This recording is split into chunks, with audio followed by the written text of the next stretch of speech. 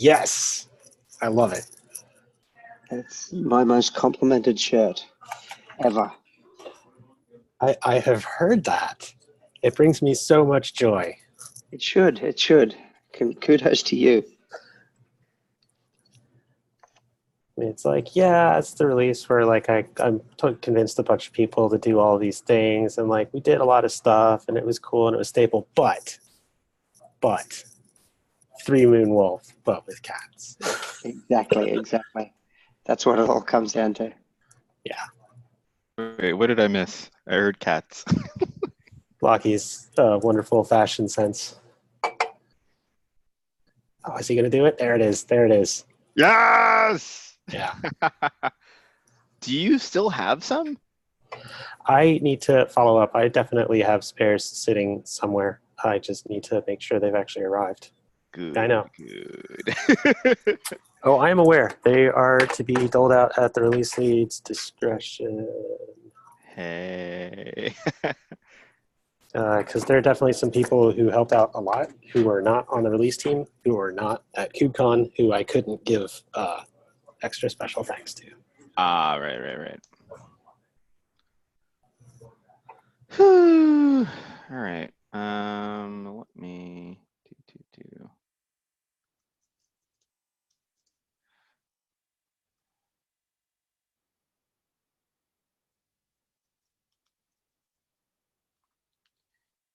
That.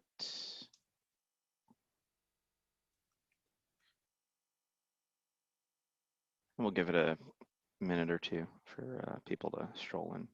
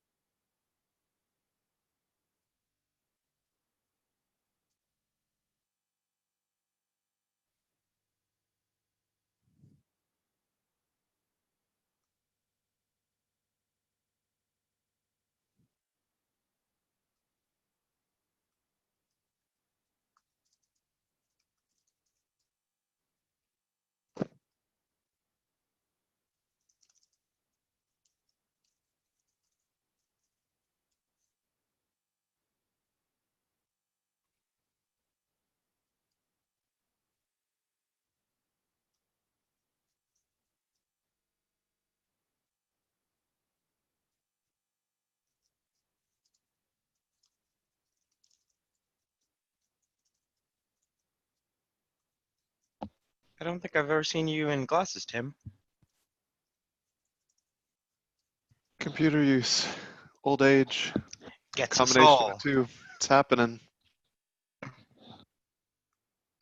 Who would have thought that putting a high energy beam of light in front of your eyes for decades would have negative long-term consequences?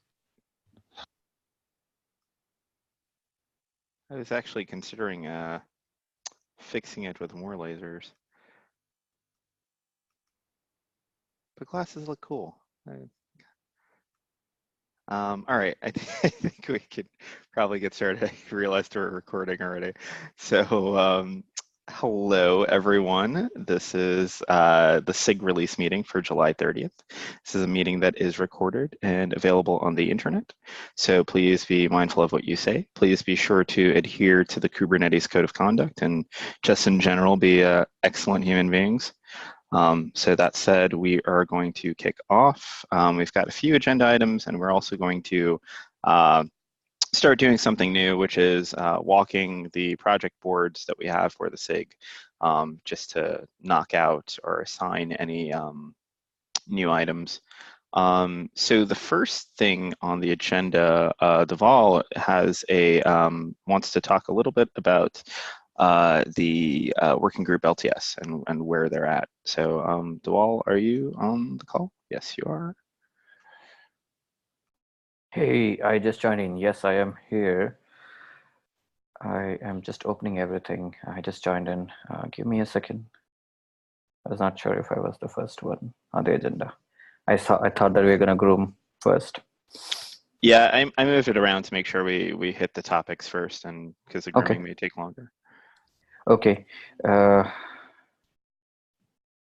sharing the draft in the chat, and who is taking notes could add it to the, I can also add it to the agenda notes. Okay. What's the sharing access on that? Kubernetes dev, or I think it's for working group LTS members right now. So you could. Should we go ahead and make it? Yeah, KDev? Sure. that or the release at a minimum, since it'd be weird to link into the notes something you couldn't see. Yeah, it's very drafty, and I want other collaborators to join in. As notify people. I can add KDev onto it real quick. Okay. Do you have ownership for that?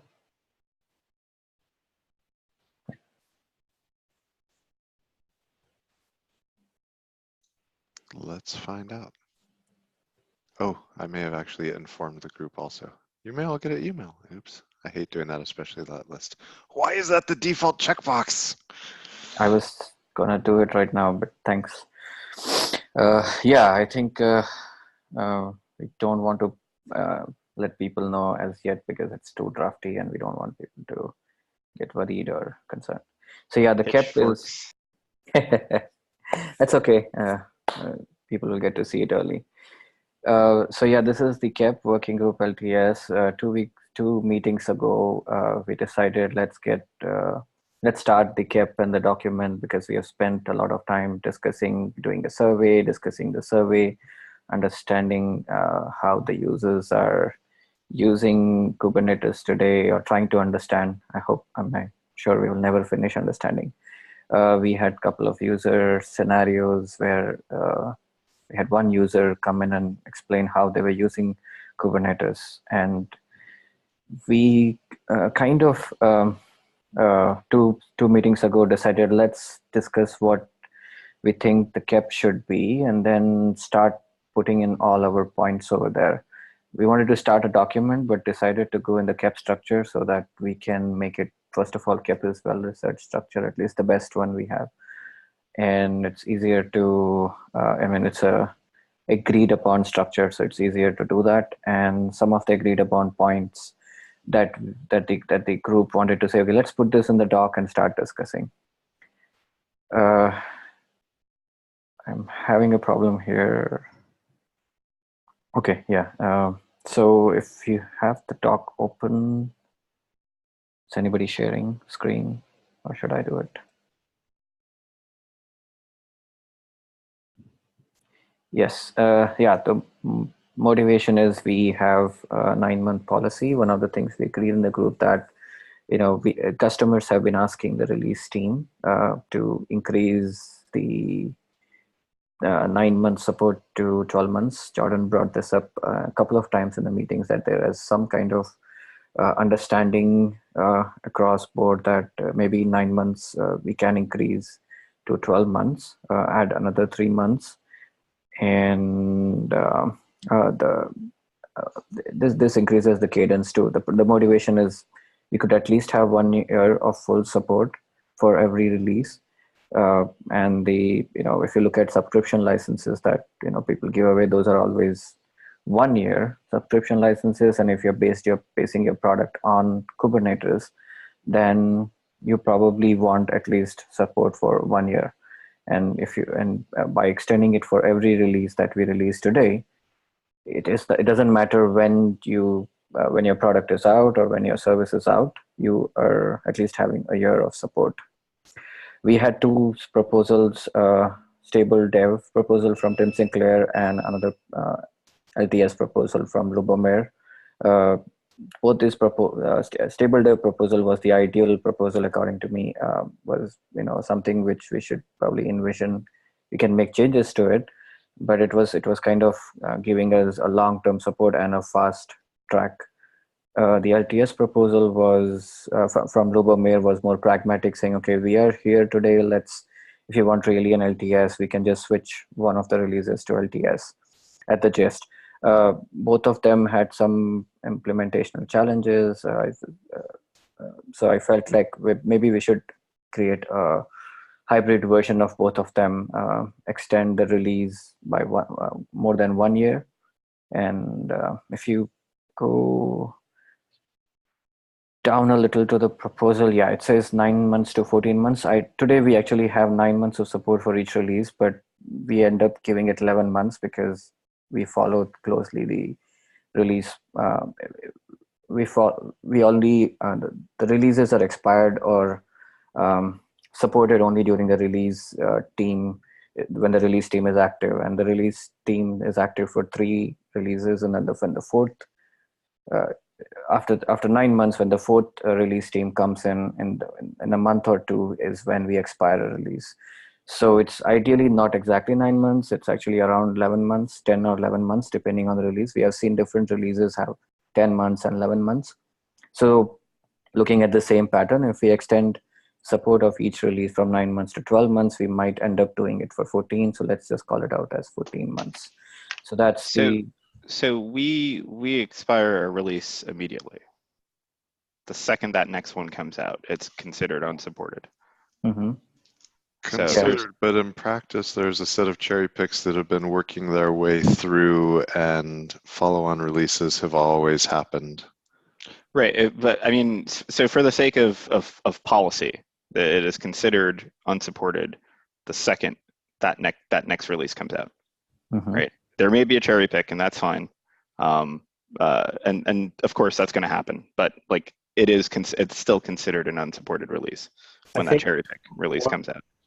What would be helpful data to have here is a record of which releases we have released CVE fixes for, in reference to when they're, because I don't have the doc in front of me. I swear we had a discussion with Liggett and other folks talking about how, like, under extenuating circumstances like a CVE that was a super high score, that the older releases were also sort of patched, like one final goodbye patch release before everything went out the door, which doesn't sound like 11 months to me, but is probably a little bit longer than 9. Yeah, it's But like data on that would be cool. Yeah, I know we have an issue open for it somewhere.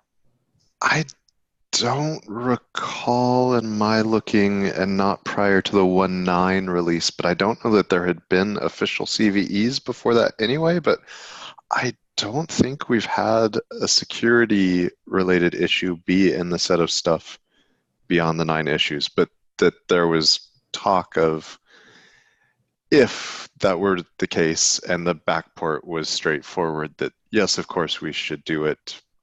Right. This came up because we were looking at backporting a really trivial fix to a bug. And when we were debating if we wanted to do that outside of the release window, there was some discussion of, well, clearly there should be some kind of exception for at least a really bad vulnerability, but we've never actually done that. Yeah, I think we have. So if you look at the current release and 1.16, the 1.12 jobs will be expired in 2 weeks. And that's the overflow period which I was talking about. It's been, and if after that, after we turn off the 1.12 jobs and no patches are released, is when I think we start thinking about backporting very severe. So to Stephen's point, though, the fact that we have jobs running doesn't mean that that release is actually supported. Yeah. Yep. Yeah, but I've seen in the past that we ended up adding more patches. I think what it means is that it's potentially supportable. Once it's gone, like, yeah, we're not gonna. Yeah, I think what's the final note? Like basically when we kill the jobs, right? So that, I guess, is that part of the reason that we hold off on killing the jobs immediately after the? I mean, it's to make making a patch release easier, but you also can patch release without the CI. I don't think the CI is a very good definition of, like.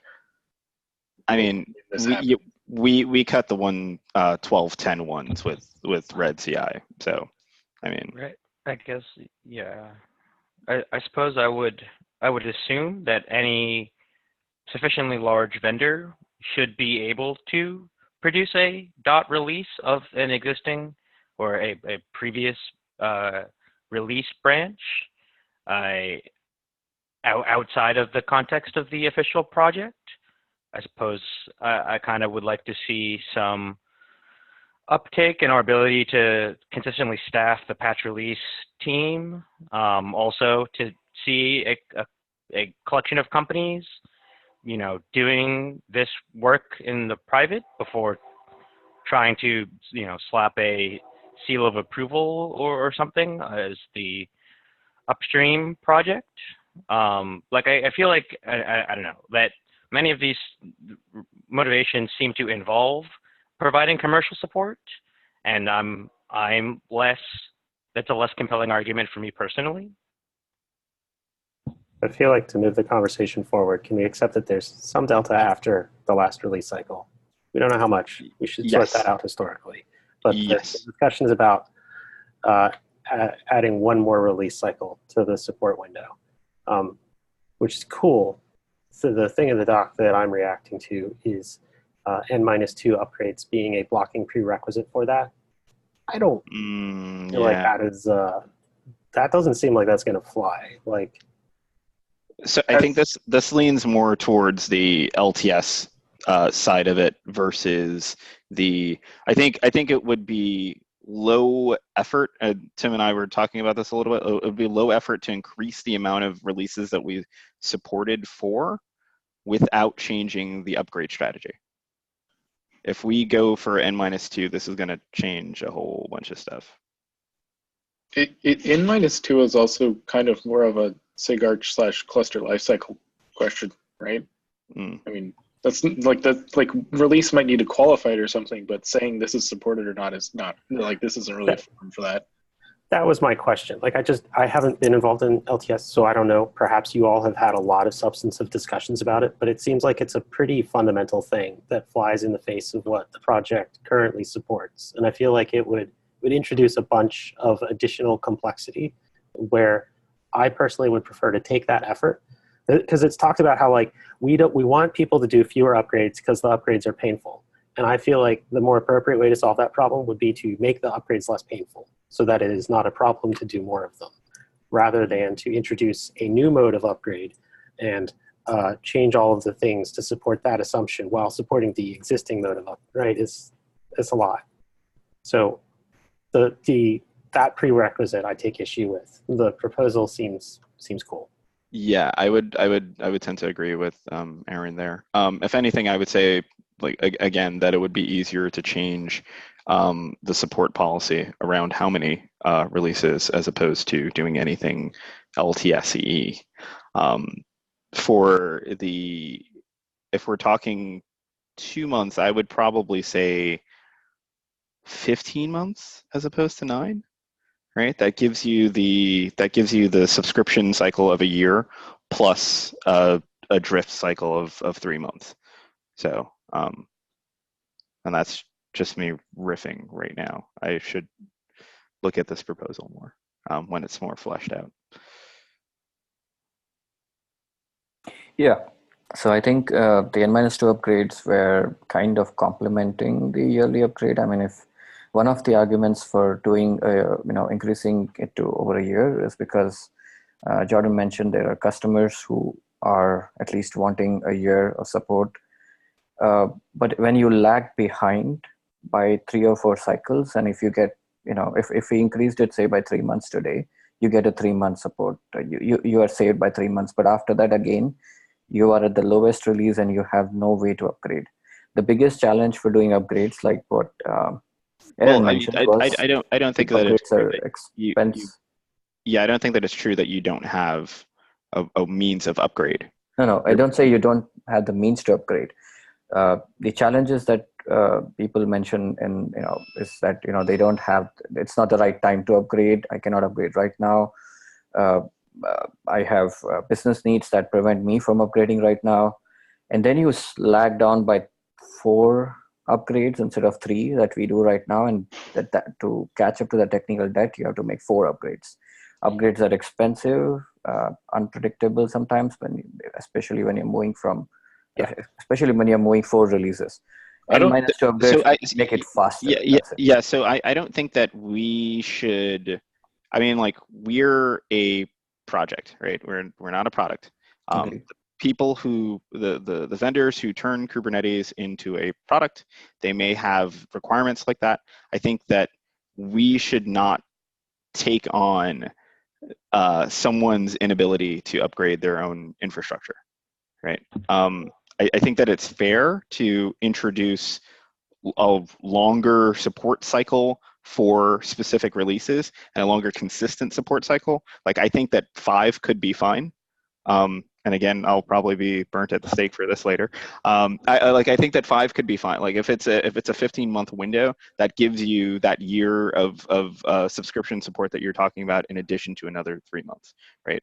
Like, but if you have an issue with upgrading your infrastructure, I don't think that that is our problem, or So we should be encouraging that. one thing I don't get here, sorry, just briefly, one thing that I don't get here is that 15 months, I mean, isn't that also kind of a vendor concern that, like, you need to do? What exactly are we expecting to happen upstream in that 15 months? Because I'm pretty much just envisioning that we're going to be running CI for a couple additional releases for many more months, doing approximately nothing.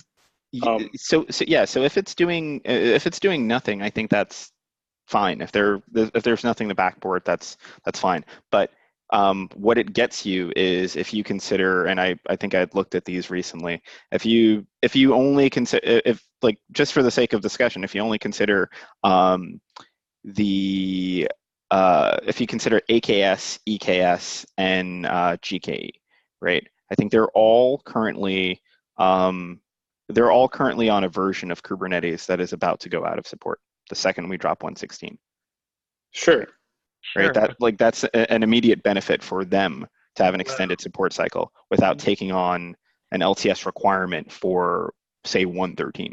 I'm gonna say something or controversial here. I do not believe that Amazon, Google, or Microsoft need the open source Kubernetes project's help in supporting or more quickly qualifying versions of Kubernetes to release in their commercial products. That was, I am highly skeptical. I would say the rougher the upstream experience is, the rougher it is downstream for everybody. Totally agree, but we all win if everybody can have the same set of assumptions about quality from an upstream perspective. And you'll get no disagreement from me on that point. I think that if it was desirable or desirous to further reduce that friction, I think sending more people like yourself, Aaron, like Ben here, is the way to make the upstream process less challenging. I feel like the things that will get staffed are the things that people will volunteer and show up to staff. Like, if there was an overwhelming desire for longer support, I feel like the people would have materialized. They would have all been beating down the door to provide the support, and they would have done it themselves. And so I feel like, absent that, I'm wondering what is the commitment, or what is the expectation on the part of SIG Release in supporting this effort, which has, in my mind, not been staffed or does not reflect a immediate pressing concern of a overwhelming plurality of open source Kubernetes users. Like, why aren't they here? It's a great conversation to have, but I think we're kind of blowing scope on the LTS stuff here. All right. Yeah. I do want to leave a note, though, for my SIG testing and work group, Kate's InfraCap, that, like, it's not just about people cost that we should at least consider. There's also just, like, the cost of maintaining infrastructure for more releases longer. It might be worthwhile, but, like, that should be factored in. Exactly. Like, it's not.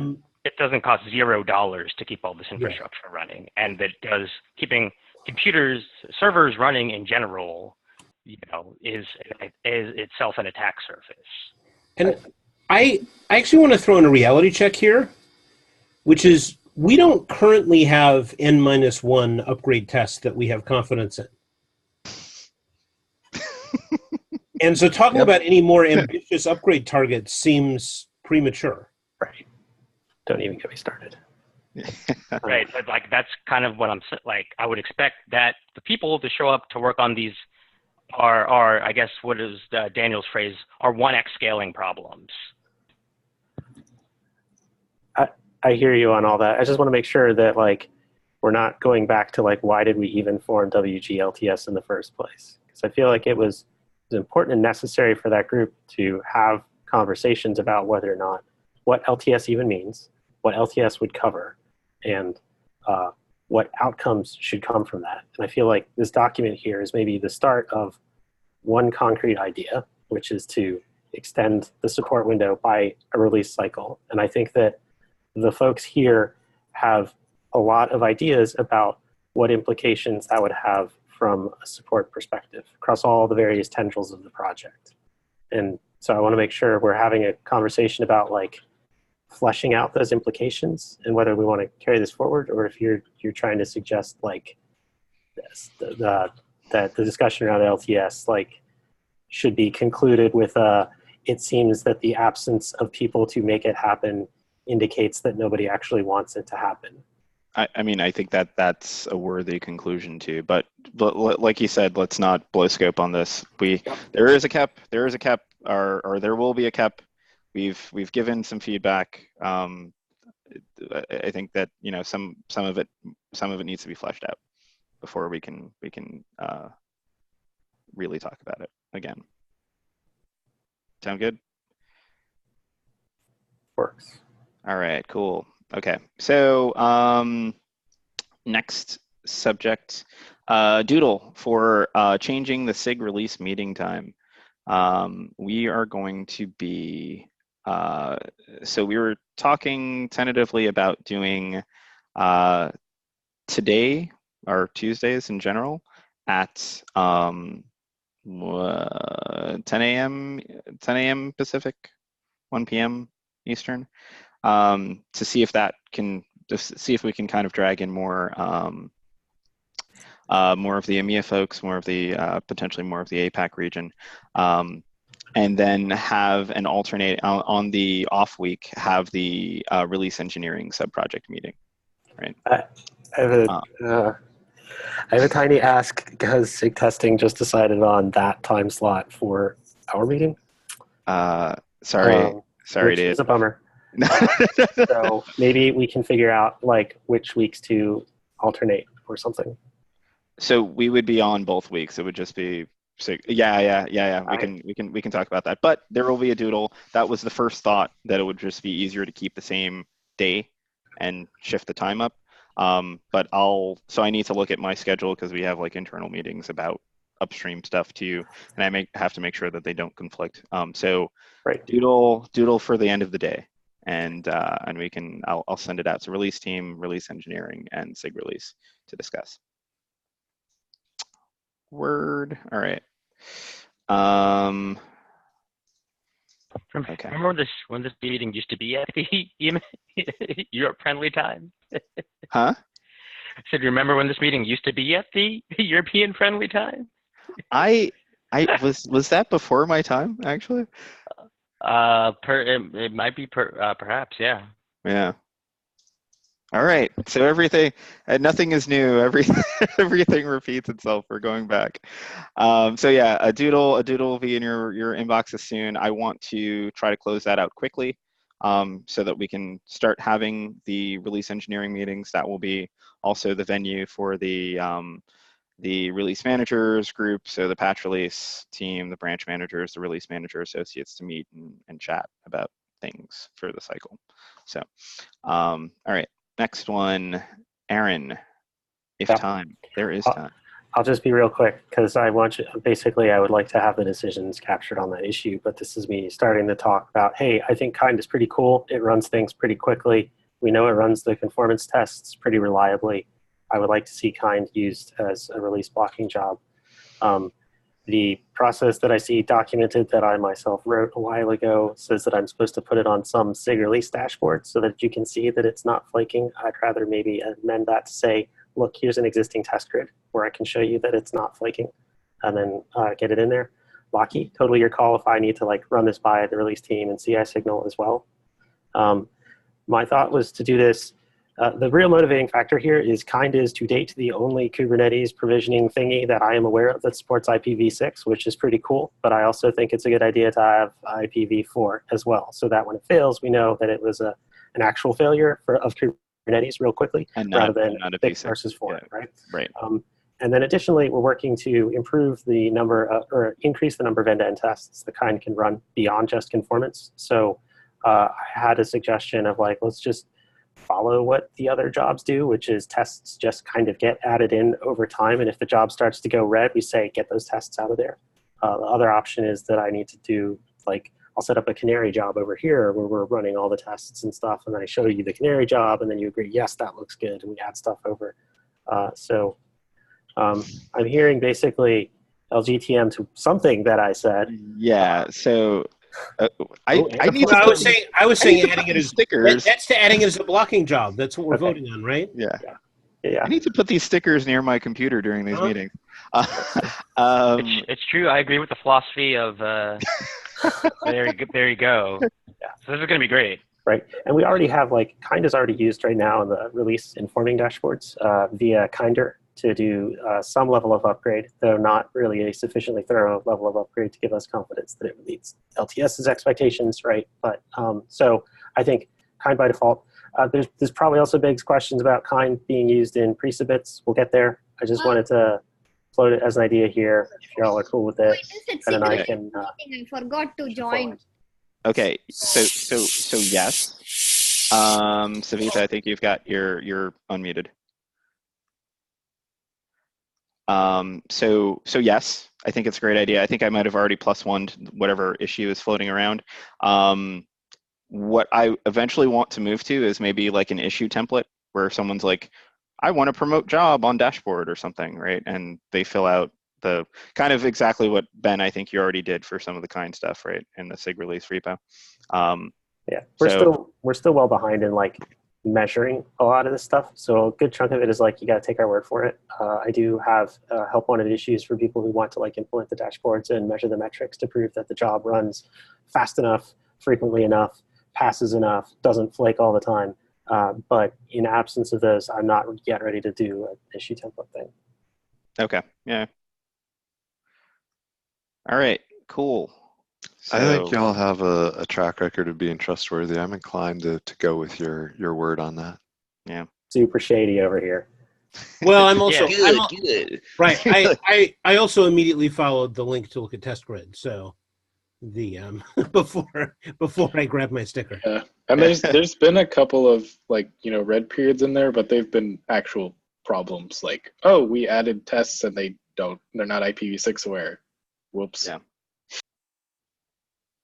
That's all it. right. That's it doing what it's supposed to do, right? That signal should be more broadly visible. So that's the goal. In which we're surprised that our tests fail when they are supposed to. The system works. Okay, I will move forward with that. Stop taking time. Okay, perfect. To be fair, if you never see the system works, I feel like you can't be doubted. You can't be faulted for doubting it. Yeah. Okay, all right. So sounds good for kind. That's awesome. That's really cool to see, Aaron. So thank you for presenting that. We're going to start, so I think this is the first meeting we're doing it, but we're going to start sweeping through like standing agenda items for the sub-projects and what their statuses are.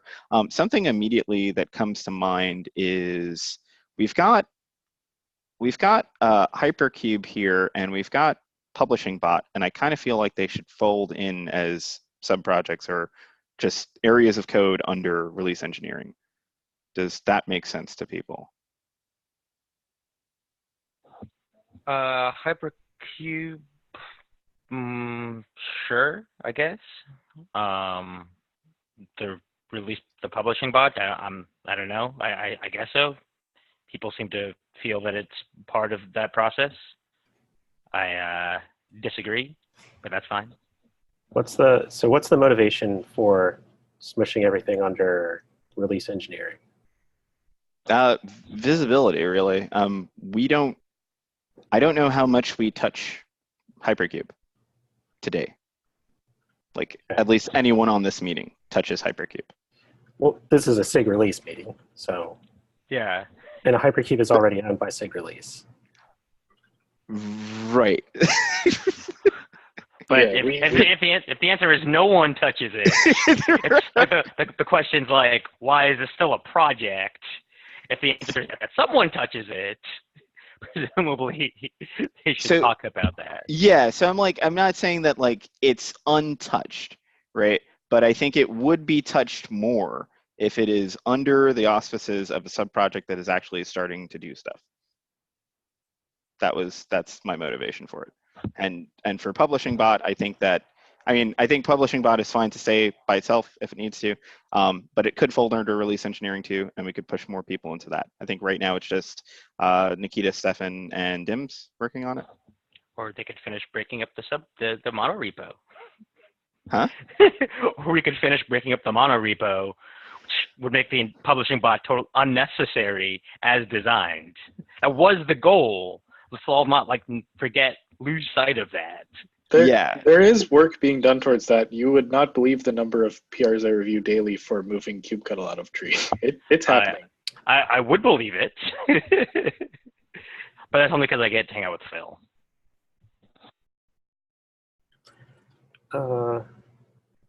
I guess I'm 6 of one, half dozen of another with my sub-project hat on. I kind of like having sort of discrete owners of different code bases because, Stephen, I kind of hope you're not the go-to guy for container image promoter and release notes and the release engineering infrastructure and the documentation for release engineering, right? Right. So I mean, this doesn't. That Nikita and Dims and Stephen or Stefan are like the go-to people for Publishing Bot. Right. So all of this is doing is like the owner files don't change, right? It's just the owner files are listed under release engineering as opposed to anything else. So right? Ostensibly, right, one day there will be a thing that actually like does the union, or sorry, the intersection of those owners files, because the sub-project owner should be the decider and like final say for everything that's listed under there. Right. So we also recently added a release engineering reviewers and approvers to Kubernetes.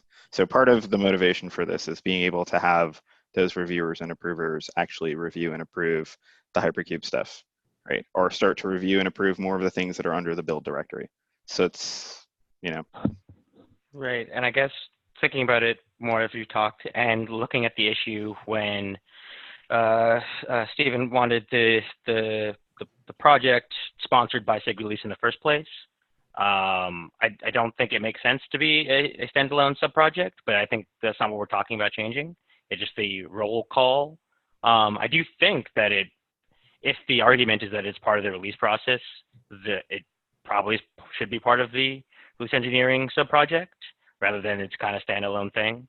My argument was always that it's actually part of the code organization, since it makes a small collection of Go packages available in isolation, which is not, in my mind, the same or directly related to the process of releasing Kubernetes itself. But, I'm not a dictator, obviously. So given that it's sponsored here, I think I'm fine with any of the changes you proposed, Stephen. So does this mean it's a sub project? That's the part I'm not getting. No, okay. So sub-projects, when you list them in sigs.yaml, you list multiple owners files, right? So, you could. But is Hypercube not a sub-project?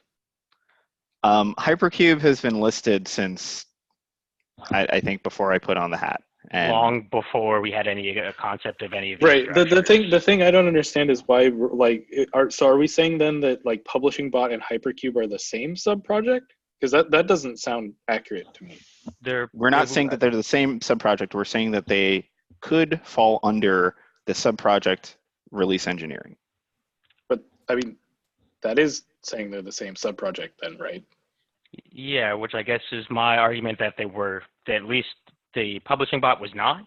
But given that the authors of the Publishing Bot believe that it's part of the release process, that its continued function operation, it seems to fit with the things that are in like K-release, which in my mind means that it's part of the release engineering sub-project. And it's not my argument, it's their argument, which is like fine. I think this is just proving that naming's hard, and release engineering we've come to think of as all the tools and bits that make stuff flow, and these other two are part of that. And there I think it's coming up today because we said, hey, we should have readouts of status on the subprojects, but we're probably never going to have it for Hypercube. No. And From my point of view, the most useful thing to have with having subprojects listed out in SIGs is going, okay, I can go to these people for this thing. So like a subproject maps to an owner's file. That is still true. That will still be true. So I don't That's- think like that's- rolling several owners files together makes sense, but that's just. We're not talking about rolling several owners files. We're talking about listing them in the same place. That's what I'm saying. all. Like listing them together as one thing doesn't sound very useful because the thing I'm looking for is I need to talk to this set of owners, and that is the definition of a subproject. This is that existential like middle space that subprojects have always existed in since I tried to help Brian Grant create them as a thing. That's a non-hierarchical listing of owners files that you have there in release engineering. So who is the decider? When it comes down to deciding something for the release engineering project, how do I know the one or two people who rule over all of those hierarchically? I can't. Yeah, I don't So think we've. Yeah. Then it kind of needs to be like, so Brian always said there should be an additional field in there called owners, right? And then it's like that person, then that owners field needs to be copied everywhere. So then we're like, well, okay, what if we just have like the same people show up in the approvers field in all of those things? So then like we could do like the intersection of all those owners files and see who is an approver in all of those files. And that's like the one person. This is something I had suggested before too, and it's come up again as we did the SIG cloud provider consolidation. I've got automation out there that shows that's working on that. If somebody wants to help on it, many subprojects do not actually fit this model at all or obey this rule. Yeah. So whatever, it's your show. You run it however you want. To me, it feels an awful lot like I'm having a difficult time differentiating between release engineering and SIG release as a whole when it comes to the use of these different code bases and stuff. But like, I think publishing bot does seem legit. I think you should, I would call Hypercube the abandoned thing that it is and figure out, I mean, maybe that's a good LTS question, right? Like who actually uses Hypercube? Why? Because it clearly falls under SIG release's scope as an artifact that is cut as part of the Kubernetes release. Question is, do you want to continue doing that? Josh? No, I already asked the question in SIG release. I thought that was off topic. I'm like, is Hypercube still actually being used for anything? Yes. Azure and Telos. I have no idea if anybody involved with those projects is like involved with maintaining it. That said, I don't think that the code for Hypercube doesn't necessarily need much maintaining. It kind of just imports all the binaries. There's the like keeping it released and whatnot, which is more this group. Okay, so let's not. I think we've blown this up. We probably should have just put this up as a So topic. I do just have one other question or request though, because you had mentioned like release engineering reviewers and approvers for some specific directories in Kubernetes. I would want to see those owners files here. Like I eventually want to live in a world where the owners aliases disappear and are just GitHub teams. And then like these just list sort of the GitHub team called release engineering, who you expect to see in all the places. And so, yeah, release engineering owning files in a directory called build in Kubernetes seems to make sense. That's less surprising to see here. So any places you've like created those aliases to use them? Yep, I'm popping them in. Probably Give me here. a sec. And then subprojects also do have the ability to add associated GitHub teams, which would be another way for you to like start giving us that hint that that's sort of the set of people that you expect to be in all those places. So release engineering already is a GitHub team. There's release engineering, release managers, SIG release admins. There are a few different teams that break it down. Right. I'm saying there's a way you can specify it in a machine readable format in SIG YAML so that something that consumes that knows that when we talk about the release engineering subproject, we should be talking to these GitHub teams. Is that new? No. It's the same thing that lets subprojects specify, maybe another thing you could use, that this subproject has this Slack channel or this mailing list, or these GitHub teams, which is what like kind uses to point to kind, the conformance subproject. Anyway.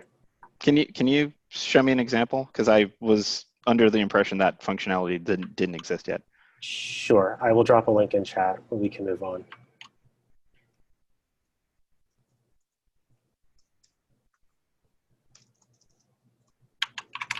All right.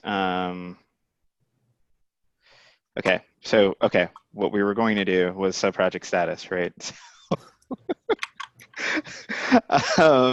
So real quick, all right, let's see. Hypercube, anybody? Hypercube? I think we beat that one to death just now, right? Licensing. So licensing, I mentioned in the community meeting that I am handing off. I'm divesting myself from anything licensing related. I'll be around to help if I need to. But Nikita's taking point on that. Dims and Steve Winslow from the Linux Foundation are also part of that subproject. Again, I will help as required, but I've unassigned myself from any tasks related to licensing, so I can try to focus on the release engineering stuff. Where that's at, I don't know, but Nikita can give the next update. Publishing bot, I don't know. Anybody? Nikita can give them both. Okay. Yeah. So again, a reason for a meeting that she can actually attend. So release engineering, I posted the link for the current owners. Those were merged recently. There have been a few things active, like we cut 116 Alpha 2 earlier today. So one of the things that I'm noticing that is popping up rather frequently is questions around how we name the markers for jobs and what those markers do and when they should change and how they should change and how they relate to upgrade and downgrade SKU tests and all of this stuff. So like I think that's one of the things that we need to sort out like ASAP, especially as we're coming into so Alpha 3 will be coming out in a week and change about. And that is moving into the time that we're going to, immediately after that, we'll be cutting branches for 116. We'll be cutting a branch and the associated things for those branches for 116. So it's something that I'd like to figure out in the next week and change. So Jorge has been working on some of that, writing up some of that stuff. I know Aaron has a doc that was like Kubernetes versions or something that you linked to at some point in test infra. And there is something that's mentioned in CI signal that I think, Aaron, you might have waved your hand over at some point. I want to tie all those threads together and make them much easier to find because it takes some What issue are we talking about here? Sorry. Kubernetes versions in CI, okay. understanding what they do.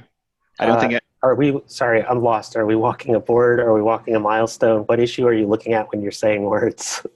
Okay. We're not at the board walking part. I don't think we'll get to the board walking part. I'm doing the update for release engineering. Okay. Right. So I'm saying one of the things that we need to do is take a look at how jobs are defined in CI and how they map to the Kubernetes versions that are listed somewhere. Yes. Right? Yes. And tie all of those threads together. Yes. Right. So we have some I think we have some in the CI signal handbook. There were some in the test infra handbook, which got transferred to the branch manager handbook and out of the release team handbook section. And then there's some stuff in test infra. Right. Yeah. So if it helps, I created a doc called Kubernetes versions in the test infra. Yeah, that's the doc I was referring to. Okay. Because I wanted to try and give you a canonical place to understand where these things are linked. I'm also fine if you put this in someplace where like you want release engineering to take over the stuff that creates these channels, and then you put the docs next to whatever that is. I will probably link out to yours because I think that it's generally useful information. I don't necessarily want to send someone to the SIG release repo when they're already in test infra looking for information on this, right? So test infra is probably the right place for it to be with the handbooks linking out to that. Yeah, okay, that's fine. And I remember I dumped a bunch of like version, some of this was sourced from, I dumped it in the upgrade stuff in CI Signal because that's where people were asking questions at the time. I thought I had gotten rid of that. If not, we could get rid of that too. Okay. The Yeah, I think the upgrade stuff, like you were the bigger issue with respect to upgrades, or at least with channels, is that like the word beta was intended to refer to the release branch that had been cut but had not yet been actually pushed out the door as a .0. So right now, the word beta refers to Kubernetes 1.15, and it instead should refer to nothing.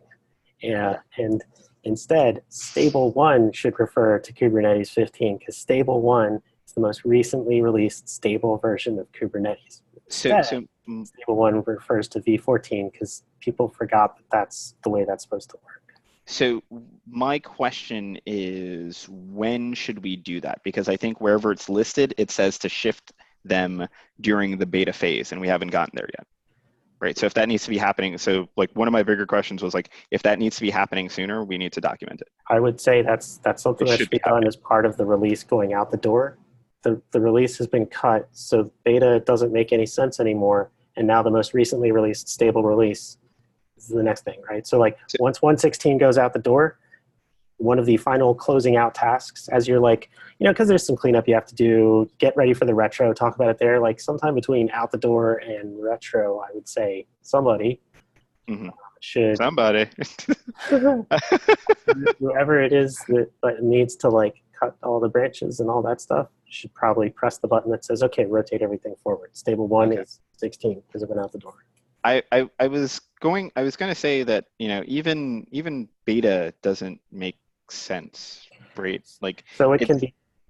So yeah, so part of the reason, I think part of the reason that they kept that around was so that you could test versions between, you could test versions that were merging between master and that beta. It is important during the period of code freeze for us to understand whether or not we like fixed a thing. And it helped catch regressions between like all the stuff that's landing in master and the branch prior to fast forward. Okay. That's why beta exists. Okay. I was going to say, like, does it make sense to keep that name? But I'm also scared of all the things that could potentially break by changing it. It is the first, so remember when we cut a release branch, it's also the first time we create a binary artifact called .beta.0. Right. So it is a branch that represents the beta releases. Okay. So, I mean, we could have something called alpha right now that points to like the alphas, but that would be pointing to master, which seems redundant. Yeah. All right, cool. So I'm fairly certain we're not going to get time to walk the board. We could start, but I did some of it. I kind of anticipated this, and I did some of it yesterday. So please, if you are on the release team, if you are part of release engineering, if you are part of SIG release overall, or if you're part of licensing, take a look at your boards. There are boards for each of these sub-projects and the release team overall. Give me a moment to just actually pull up the boards. And this is I did a very, very light pass on this, essentially going through, making sure that things had priority and so priority kind, whether or not it had an assignee. I don't think I was able to sweep all of the assignees, but if you're part of these, sub-projects, please take a look at these boards. Please work on getting your tasks updated. I think one of the harder things that we have to do is after we rotate a release team out, there are still outstanding tasks occasionally that are still owned by the former release team. Depending on your interest, you may stay around. You may take a breather. So there are some things that are assigned that probably need to be unassigned or reassigned. So sorry, I'm just pulling up links. Right. Cool. Right. So in the chat, and I will put it on the doc too. The expectation moving forward is that I would like everyone who's running a sub-project meeting to try and do a grooming during their meeting, right? So release team should be doing a grooming, release engineering, licensing once they have a meeting, and SIG release, we'll try to do the top level board grooming during our meetings. So we'll try a little bit better. I think we had a good discussion today. I think we did rat hole a little bit. So we'll try to be better at being more decisive and sticking to the agenda items. But all that said, we should also start doing this at the beginning of the meetings. Is there anyone new on the call that wants to say hi, wants to introduce themselves, talk about why they're here?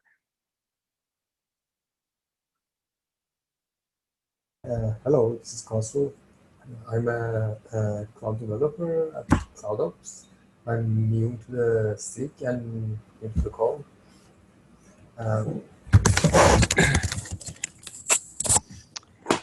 Well, welcome. I know you, I saw you on Twitter. You're interested in getting involved in the release engineering stuff, right? Yes, I am. There is a lot of work to do, so happy to have new hands. I can imagine. Anybody else?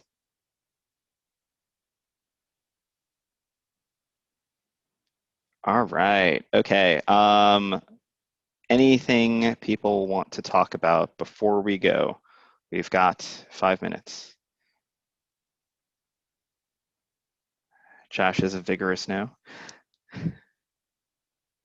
Okay. All right. So 4 minutes back. Thank you all for showing up and the lively discussion about all those things. I will catch you later. Thanks all.